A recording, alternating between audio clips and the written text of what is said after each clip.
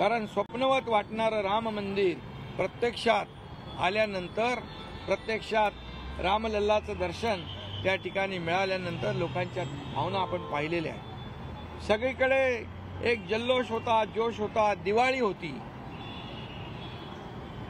आणि म्हणून बाळासाहेबांची स्वप्न पूर्ती देखील काल झाली असं मी म्हणेन। साहेब, आज उद्धव ठाकरे म्हणाले की शिवसेना ही माझीच आहे आणि शिवसेना पळवणाऱ्यांचा मी वध करणार आहे असं त्यांनी म्हटलेलं उद्धव ठाकरे यांनी नाशिकमध्ये। त्यांना रामाने सद्बुद्धी द्यावी एवढंच मी म्हणेन, कारण आपल्या अहंकारापोटी बाळासाहेबांचे विचार ज्यांनी विकले, बाळासाहेबांच्या विचारांना तिलांजली ज्यांनी दिली, सत्तेच्या खुर्चीपायी, मोहापायी बाळासाहेबांनी ज्या काँग्रेसला दूर ठेवलं, त्या काँग्रेसला मांडीवर घेतलं, काँग्रेसला डोक्यावर घेतलं, या करोडो महाराष्ट्रातल्या जनतेच्या बरोबर विश्वासघात केला, बेईमानी केली आणि निवडणुका एकाबरोबर, लग्न एकाबरोबर, संसार दुसऱ्याबरोबर, हनीमून तिसऱ्याबरोबर हे असले धंदे ज्यांनी केले, त्यांनी अशा प्रकारचं बोलणं त्यांना शोभत नाही। त्यांच्या अहंकारामुळे हे राज्य मागे गेलं, आम्ही सरकार पलटवून टाकलं, ते या राज्याच्या विकासासाठी आणि या राज्यातल्या जनतेच्या मनातल्या स्वप्नपूर्तीसाठी।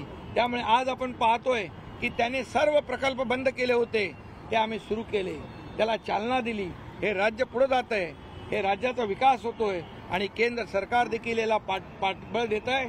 मोदी साहेब या सरकारच्या मागे ठामपणे उभे राहिलेले आहेत, गृहमंत्री उभे राहिलेले आहेत आणि म्हणून परवा दावोसमध्ये जवळपास 3,56,000 कोटींची परदेशी गुंतवणूक आपल्या राज्यात आली।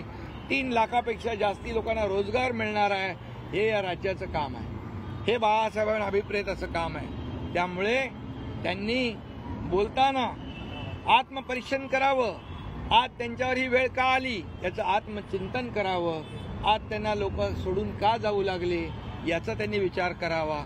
एका खुर्चीसाठी, एका सत्तेच्या खुर्चीसाठी मोहापायी त्यांनी पूर्णपणे वैचारिक, म्हणजे त्याला म्हणतो व्यभिचार त्यांनी केला, विचार सोडले आणि त्याचं काय फळ मिळालं हे आपल्याला माहीत आहे। आणि आम्ही शिवसेना म्हणून बाळासाहेबांना अभिप्रेत असलेलं काम करतोय, बाळासाहेबांची भूमिका आम्ही पुढे नेतोय, हिंदुत्वाची भूमिका आम्ही पुढे नेतोय।